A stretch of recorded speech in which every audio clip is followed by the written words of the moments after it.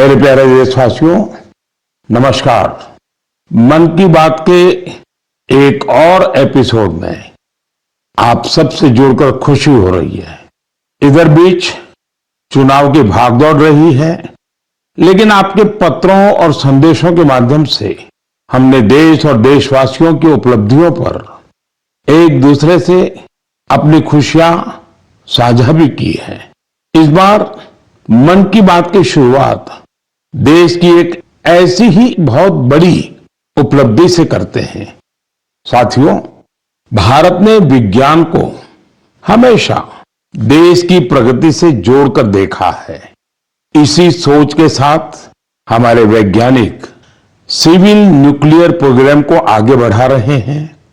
उनके प्रयासों से यह कार्यक्रम राष्ट्र निर्माण में अहम योगदान दे रहा है।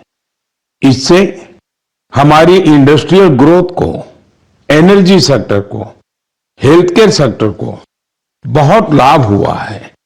खेती किसानी से लेकर आधुनिक इनोवेटर्स को भी भारत के सिविल न्यूक्लियर प्रोग्राम ने बहुत मदद की है।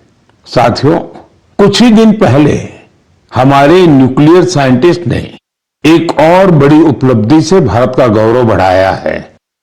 तमिलनाडु के कलपक्कम में फास्ट ब्रीडर रिएक्टर ने क्रिटिकलिटी हासिल कर ली है। दरअसल क्रिटिकलिटी वह स्टेज है जिसमें रिएक्टर पहली बार self sustaining nuclear chain reaction में सफलता हासिल करता है। इस स्टेज का मतलब है रिएक्टर का ऑपरेशन फेज में पहुंचना।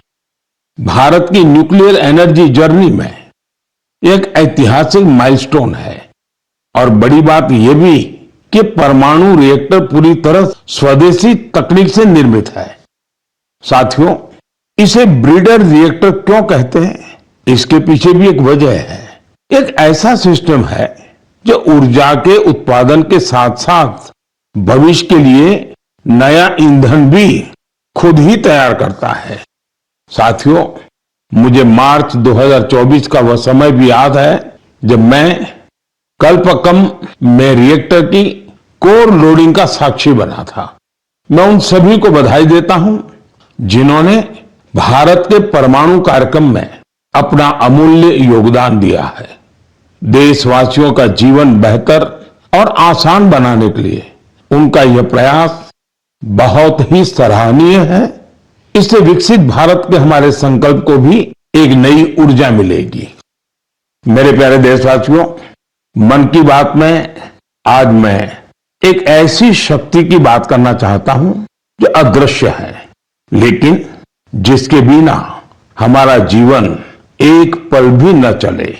यही ताकत भारत को आगे बढ़ा रही है। यह हमारी पवन शक्ति है। हमारे प्राचीन ग्रंथों में कहा गया है, वायुर्वा इति व्यष्टि वायुर्वै समष्टिः, अर्थात वायु सिर्फ एक तत्व नहीं है, यह जीवन की ऊर्जा है, यह समष्टि की शक्ति है। साथियों, आज यही पवन शक्ति भारत के विकास की नई कहानी लिख रही है। भारत ने हाल ही में पवन ऊर्जा यानी विंड एनर्जी में बड़ी उपलब्धि हासिल की है। अब भारत का wind energy generation capacity 56 gigawatt से अधिक हो चुकी है। पिछले एक साल में ही करीब 6 गीगावाट नई क्षमता जुड़ी है। विंड एनर्जी में भारत तेजी से आगे बढ़ रहा है और दुनिया भी हमारी तरफ देख रही है। साथियों, आज भारत विंड एनर्जी कैपेसिटी में दुनिया में चौथे स्थान पर है। यह हमारे इंजीनियरों की मेहनत है, यह हमारे युवाओं का परिश्रम है, यह देश की सामूहिक इच्छा शक्ति का प्रतीक है। साथियों, गुजरात, तमिलनाडु, महाराष्ट्र, राजस्थान, देश के अनेक राज्य इस सेक्टर में अपना परचम लहरा रहे हैं।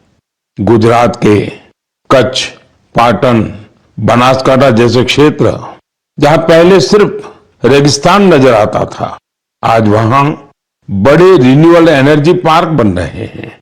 इसका लाभ युवाओं को मिल रहा है, नए अवसर बन रहे हैं। नई स्किल विकसित हो रही है, रोजगार के नए रास्ते खुल रहे हैं। साथियों, भारत के विकास के लिए सौर और पवन ऊर्जा जरूरी है। ये सिर्फ पर्यावरण की बात नहीं है, ये हमारे भविष्य की सुरक्षा है। इसमें हम सबकी भूमिका है। हमें बिजली बचानी है, हमें स्वच्छ ऊर्जा, क्लीन एनर्जी अपनानी है। देश में हर स्तर पर ऐसे प्रयास जरूरी हैं, क्योंकि इन्हीं से बड़ा बदलाव आता है। साथियों, मई महीने की शुरुआत एक पावन अवसर के साथ होने जा रही है। कुछ ही दिनों में हम बुद्ध पूर्णिमा मनाएंगे।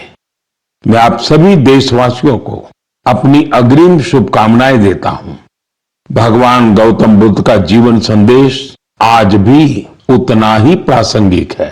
उन्होंने हमें सिखाया है कि शांति हमारे भीतर से शुरू होती है।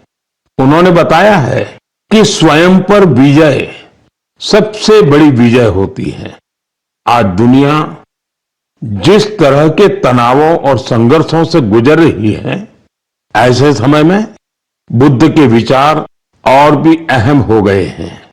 साथियों, दक्षिण अमेरिका के चिली में एक संस्था भगवान बुद्ध के विचारों को आगे बढ़ा रही है।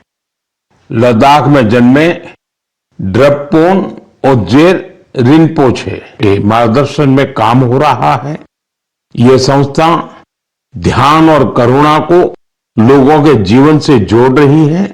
कोची गुआज घाटी में बना स्तूप लोगों को शांति का अनुभव कराता है। वाकई यह देखकर गर्व होता है। भारत की प्राचीन धारा दुनिया तक पहुंच रही है। दूर दराज के लोग भी इससे जुड़ रहे हैं। साथियों, बौद्ध परंपरा हमें प्रकृति से जुड़ना भी सिखाती है। भगवान बुद्ध को ज्ञान एक वृक्ष के नीचे मिला था। प्रकृति हमारे जीवन का अभिन्न हिस्सा है। देश में भी ऐसे प्रयास हो रहे हैं। कर्नाटका में कर्मा मोनेस्ट्री इसका अच्छा उदाहरण है। यह मठ एक